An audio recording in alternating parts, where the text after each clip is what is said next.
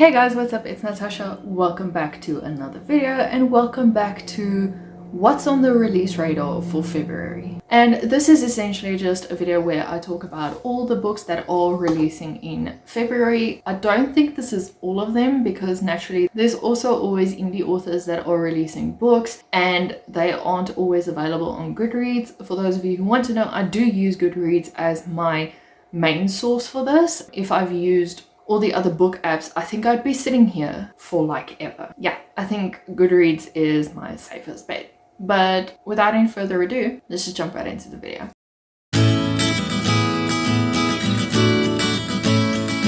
So the first book on the list is It's Complicated by Camilla Eiley. I think the author released a book this month as well. I'm not sure because Camilla Eiley sounds very familiar to me, the name.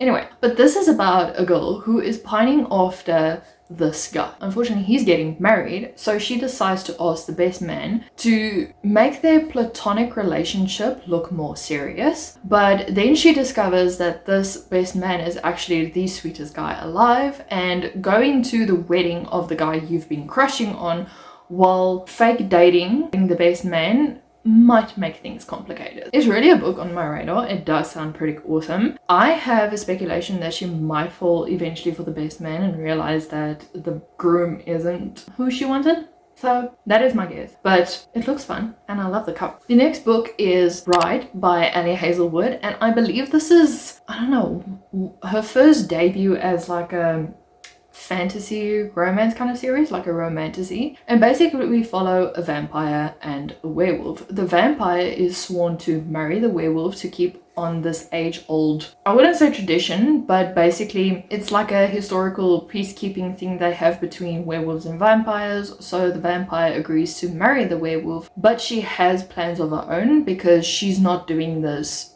out of the goodness of her heart. She actually has a plan to keep something close to her safe. And if she ends up doing this while forever being married to a werewolf, fine. First of all, the cover looks great, although the wolf in the background looks kind of creepy, so I don't know. But I really think this is going to be an awesome book. I did apply for the ARC and they said unfortunately not, so that's upsetting. But it's fine. I'm excited to read it.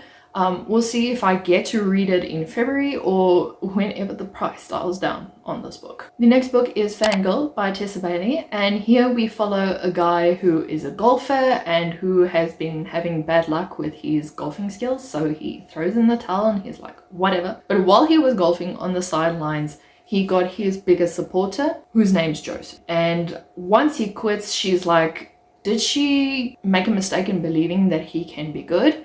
And then one day he just pops up in front of her house and he's like, I have a plan.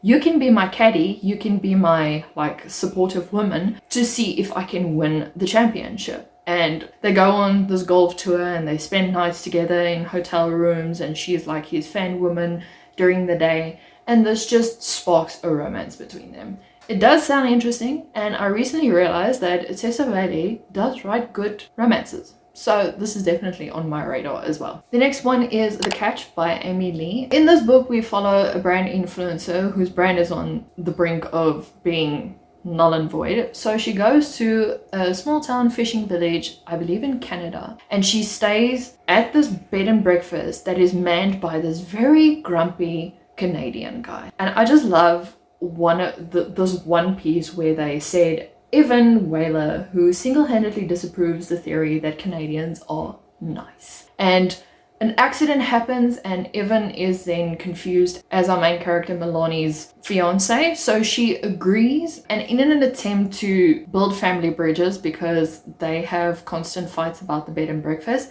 she agrees to be his fiance for 1 week and he agrees to revive her brand. It does sound cute, but I don't think it's going to be on the top of my list. You know, you can only read so many romances in February.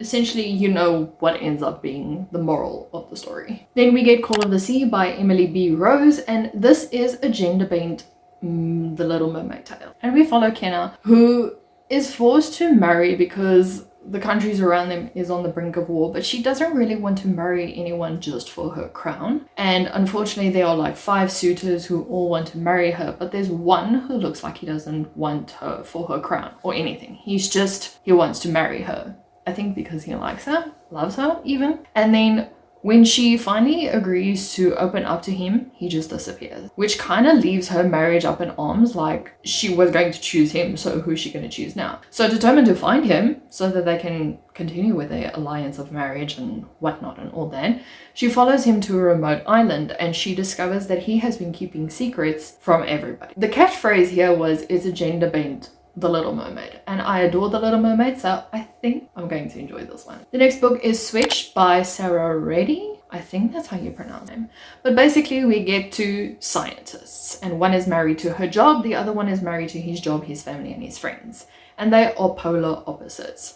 And then one night they get drunk and they get married, and then they realize this was a wrong choice. I don't know why we did this, because we are complete polar opposites. She's messy, he's neat, you know, that kind of thing. Something happens and suddenly they are switched. She is now in this man's body and this man is now in the woman's body, and how they are trying to navigate through it all and realize that romance is complicated no matter how you look at it. The next book is, I believe, an awaited book that a lot of my friends are really desperately wanting, and it is Empire of the Damned by J. Kristoff. I haven't read Empire of the Vampire, so I can't speak a lot about the series. All I know is a vampire, and I think he's a hunter. I could be wrong. The next one is The Fortune Seller by Rachel Kapalki-Dale. We follow Rosie, who is part of the Yale equestrian team, and she is determined to prove herself in the team for this year. But we also get Annalise, who is a talented rider as well, but she stirs questions when money starts disappearing. Annalise is then placed in the circle and questioned, and all women turn on each other. It's like a big cat fight, I'm assuming. And then years later we follow Rosie, how she starts her job in Manhattan and finally realized that Annalise's placement in the equestrian team at Yale was no coincidence. This is classified as a thriller mystery, and this sounds pretty interesting. The cover is also great. The next book is Everyone Who Can Forgive Me Is Dead by Jenny Hollander, and this is basically about a woman who has been in the spotlight for the wrong reasons, because things around her happen that has made the press question her a lot, but she is determined to escape that and she flees. 9 years later, she has built herself another life. She's the chief editor at a great magazine. She's engaged to a golden boy, and you know, she's just ready to move on with her life. But when a film surfaces from the events that happened 9 years ago, she is determined to prove that nothing and no one can stand in her way of making her achieve success. Also a mystery, thriller, suspense novel kind of thing. The title itself is just very interesting, so I'm interested to see how this is gonna go and what the actual thing behind it all was. The next book really looks like a very interesting book. Anyway, and it is The Heartless Hunter by Kirsten, I'm not even gonna try and pronounce the surname. Kaiserili?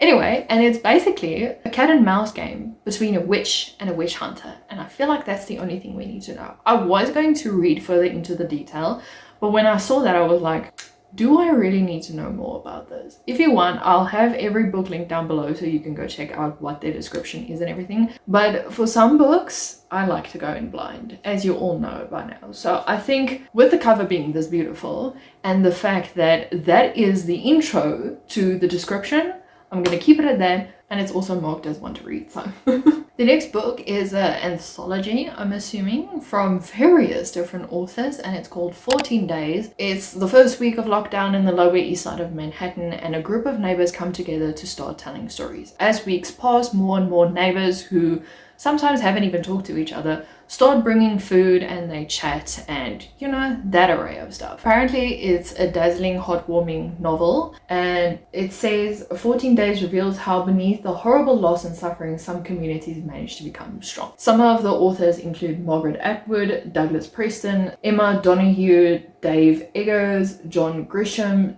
Ishmael Reed, Meg Wolitzer, Louis Alberto Urrea, James Shapiro, Sylvia Day, even Neil Gaiman, Nora Roberts, even Tommy Orange. I mean, I don't know how I feel about books set in COVID-19, but It does seem interesting enough. Ooh. The next book is A Tempest of Tea by Hafsa Faisal, and this is practically described as perfect for the fans of Six of Crows by Leigh Bardugo. And it's about a girl and her band of misfits who have to complete a heist when they are entangled with vampires. Thoughts are unclear, but I saw this about last year sometime and I thought, yeah, I'm gonna read it. So again, no further details needed. It just looks so good. And if it says perfect for the fans of Six of Crows and it has something that's called a heist, I'm up for it. The next book is This Day Changes Everything by Edward Underhill, and I believe this is the author's debut novel. It circles around Abby Ackerman, who is secretly gay and is trying to tell her best friend Kat that she is in love with her, and she's on a trip to New York, which is also the setting of her favorite romance novel. And she is kind of like this person who believes in the universe, and she's counting on the universe to try and show Kat how she feels about her. Then on the other spectrum, we get Leo Brewer, who is about to be ousted on national TV to his family that he is trans. I don't think he's very comfortable with that, as far as I can tell from the blurb. What then happens is Leo and Abby are thrown into a train by accident together. Not physically thrown, they end up in this train, and then they end up in Manhattan, and Leo accidentally loses the gift Abby planned to give to Kat, and instead he says, let's get a souvenir from each and every place we visit so that you can give to Kat. Somewhere along the line it ends up that the trip these two are undertaking changes everything for both of them. Oh my. The next book is The Blueprint by Ray Gianna Rochard, and this is a literary fiction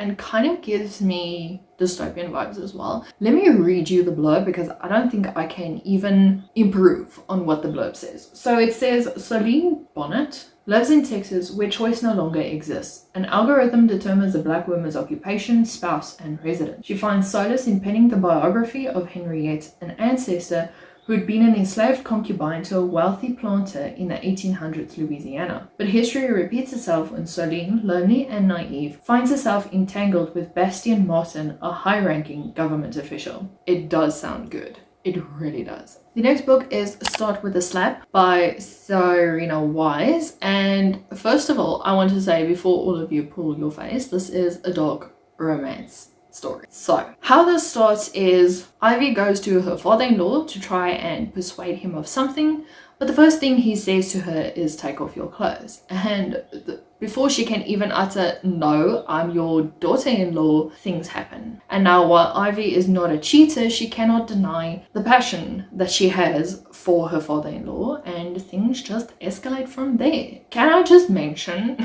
that the part of the book says it's the first in the Slap Bang series, and I'm just like, I'm sorry, what? I am all for dark romance, but I don't know. Somewhere I want to draw the line, and I think this is where I'm drawing the line. The next book is a thriller mystery, and it's The Antique Hunter's Guide to Murder by C.L. Miller. I almost said C.S. Lewis. What antique would you kill for?